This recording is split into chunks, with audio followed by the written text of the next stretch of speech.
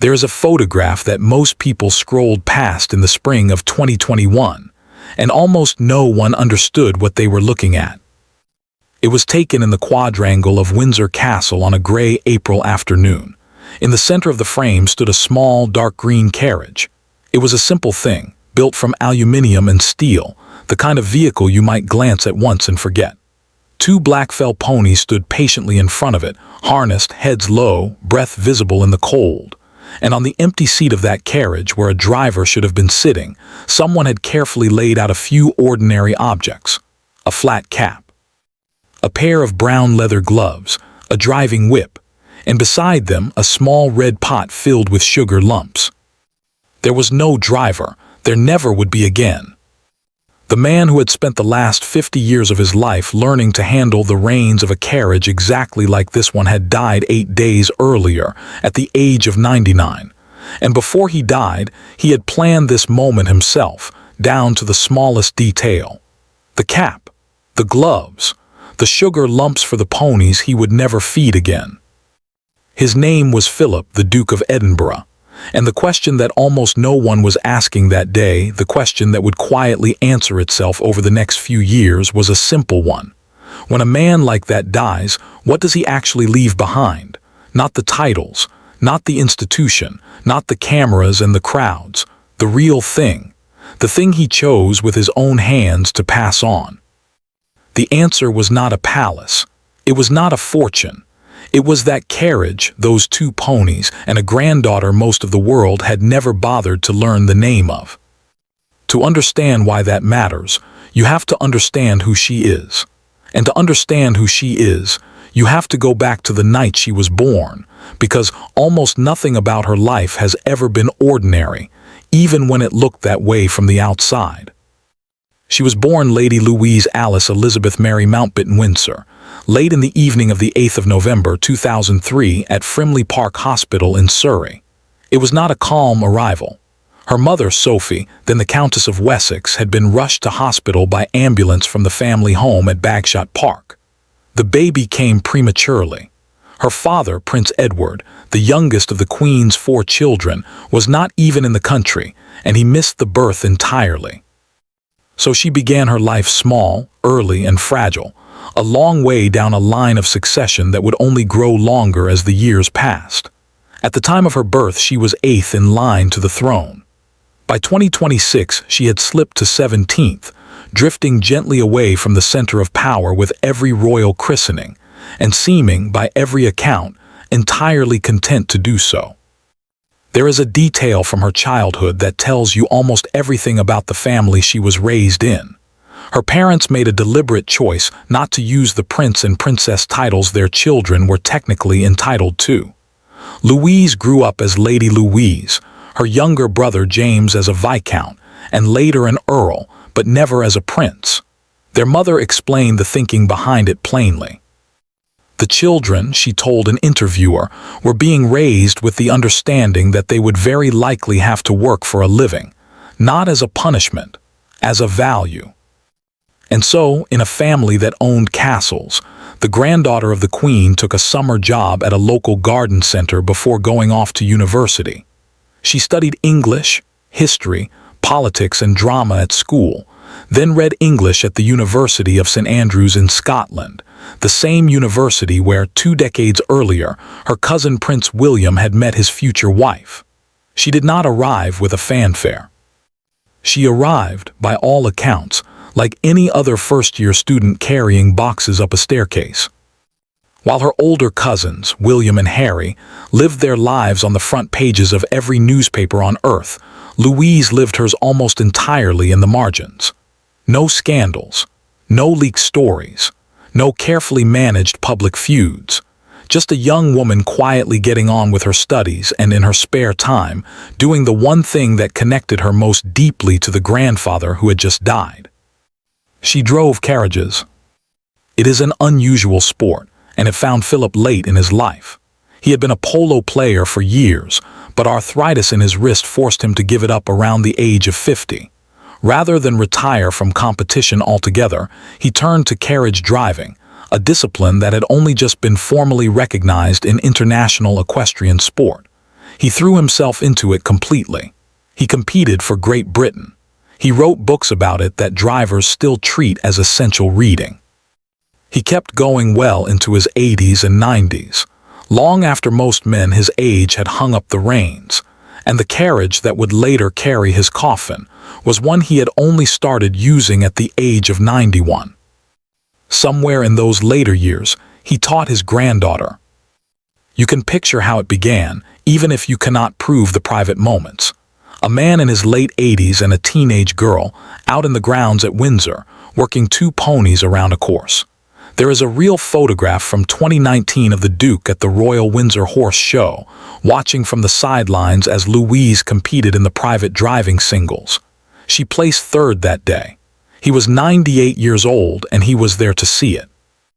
Her mother, who is herself a keen carriage driver, later spoke about her daughter's ability with the kind of pride that is hard to fake, saying simply that Louise was naturally good at it, that it was something she had taken to very well. That is the relationship that explains the carriage in the quadrangle.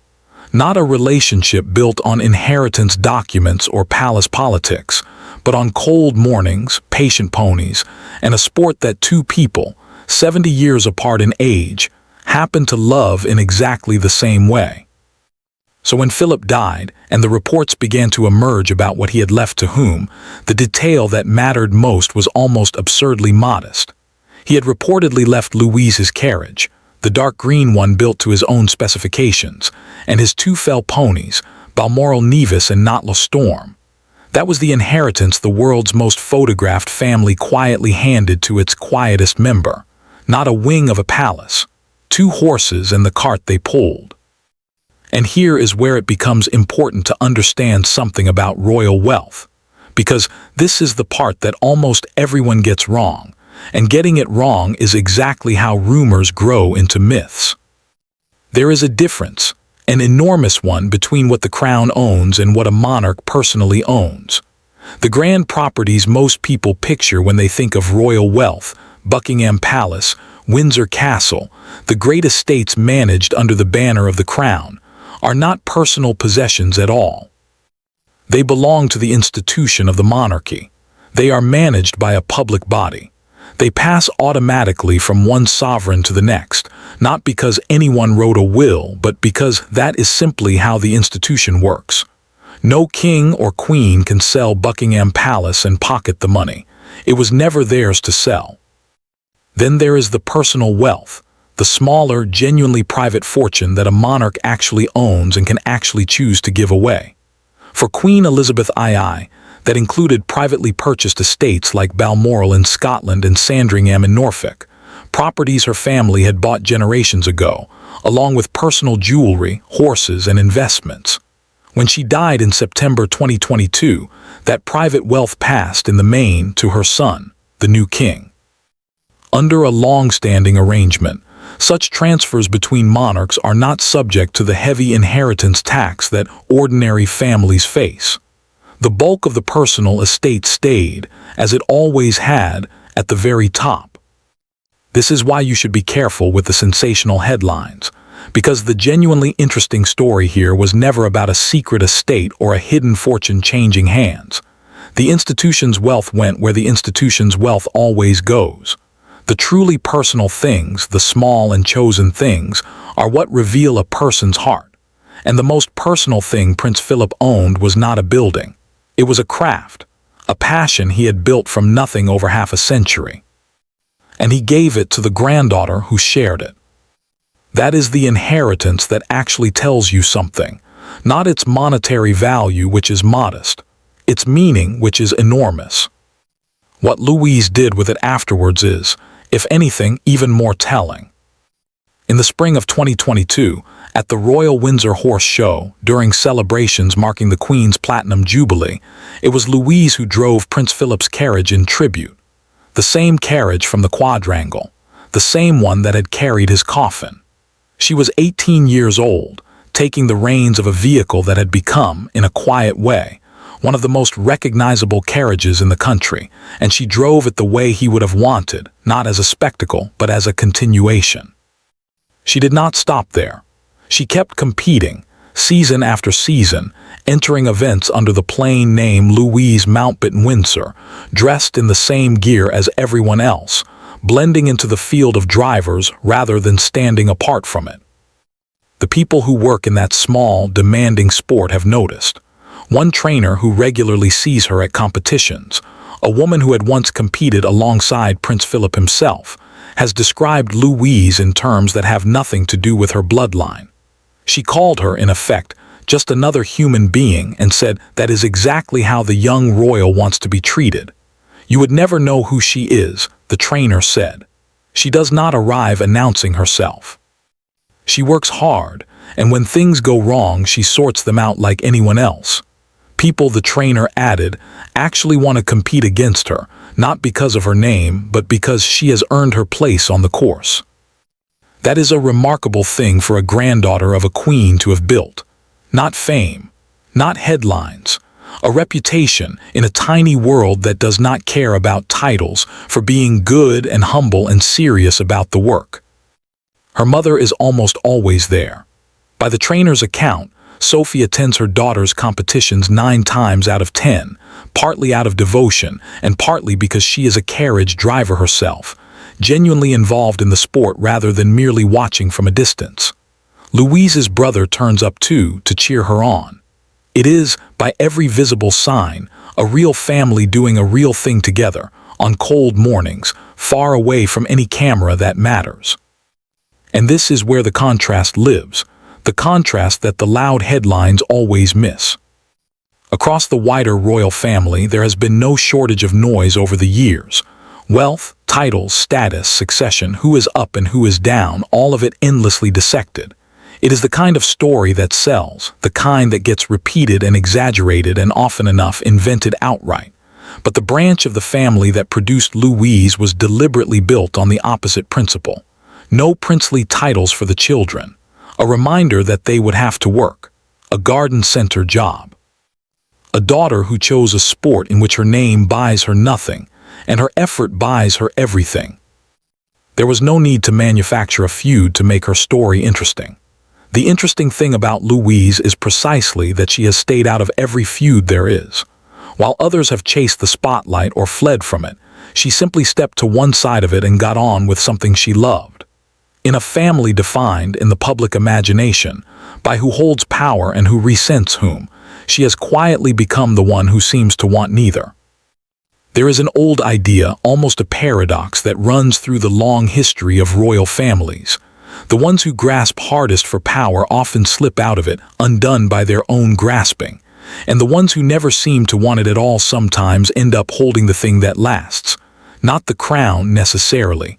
Something quieter and in its own way more durable. Trust, respect, a reputation that does not depend on a title. Louise is not in line to inherit a throne in any meaningful sense. She is 17th and drifting further down with every passing year, and that is plainly fine with her.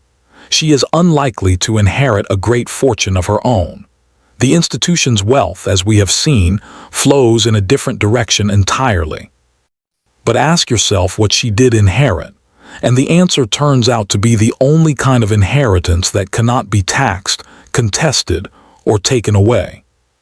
She inherited a passion that an old man spent 50 years perfecting, and she carries it forward every single season, on a course somewhere in the English countryside, in a carriage he built to his own design, behind 2 ponies he loved enough to leave in her care. She inherited a way of living that her parents chose for her on purpose, the understanding that you are not owed anything by an accident of birth, that you work, that you earn your place, that you treat the trainer and the groom and the rival driver as your equals because, on the course, they are. And she inherited a kind of quietness that, in a family that lives under the harshest spotlight on earth, has turned out to be the rarest and most valuable thing of all. The world spent years arguing about who would get the palaces and the jewels and the money. It is still arguing. The headlines will keep coming, most of them invented, a few of them true, all of them loud. Meanwhile, on a cold morning somewhere near Windsor, a young woman picks up a pair of leather reins, settles 2 ponies, and drives a small green carriage around a course. The way her grandfather taught her to. No cameras that matter, no crowd that cares who she is, just the work and the memory and the quiet. That was what he left her, and it turns out it was the only inheritance that was ever really his to give.